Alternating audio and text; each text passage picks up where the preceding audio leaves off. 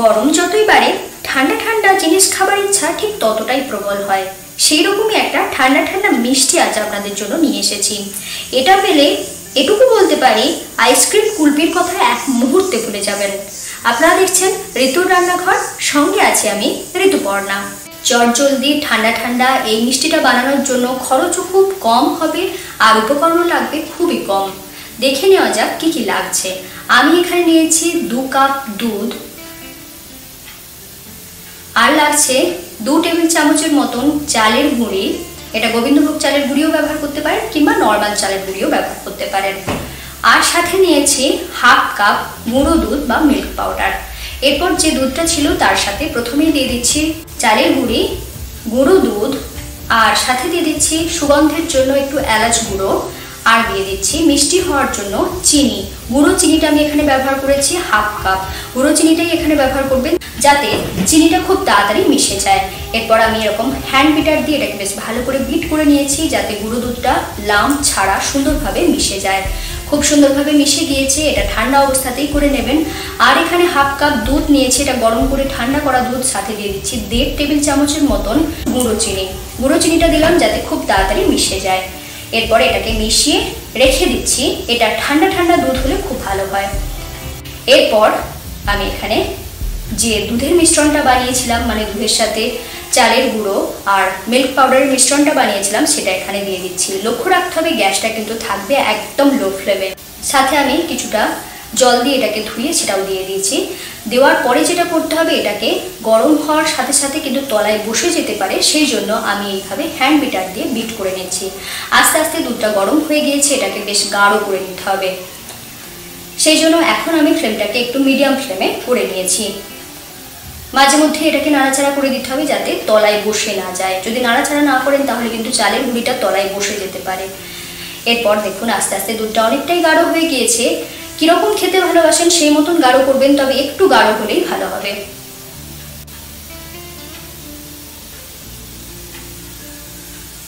দেখুন এখন কিন্তু অনেকটাই গাঢ় হয়ে গিয়েছে। যখন দেখবেন খুন্তিতে ঠিক এইরকম গাঢ় হয়ে একটা লেয়ার তৈরি হয়ে যাচ্ছে, তখন বুঝবেন এটা হয়ে গিয়েছে।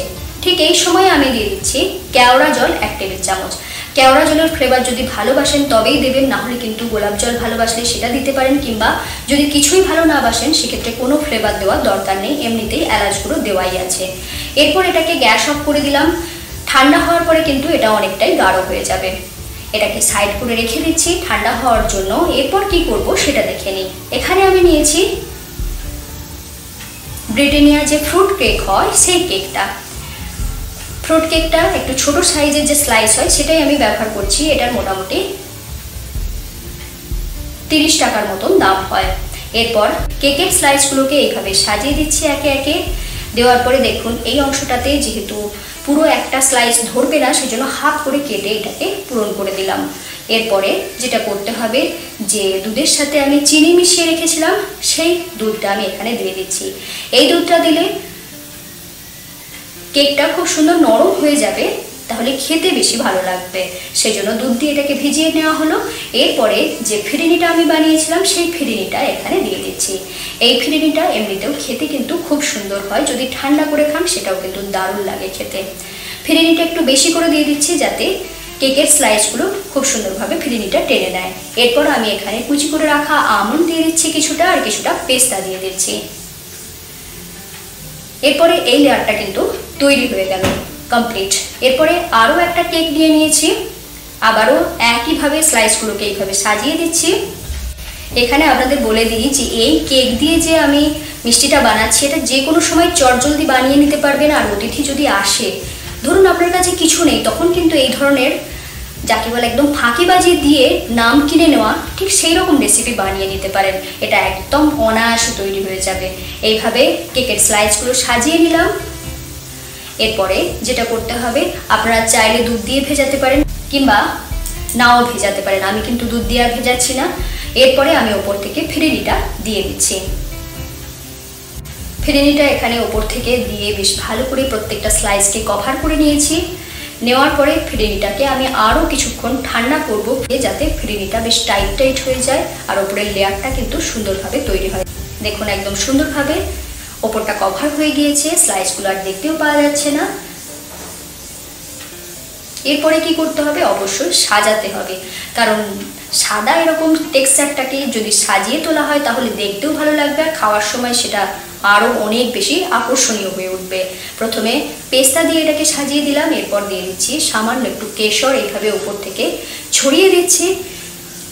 এরপরে একটা জিনিসই বাকি রয়েছে, একটু যেন মনে হচ্ছে আমন্ড দিলে খুব ভালো লাগবে, সেই জন্য ওপর থেকে একটু কোচানো আমন্ডটাকে ছড়িয়ে দিচ্ছি, কারণ সব কিছুই হলো আমন্ডটা যেন এখানে মনে হচ্ছে একটু থাকলে ভালো হবে।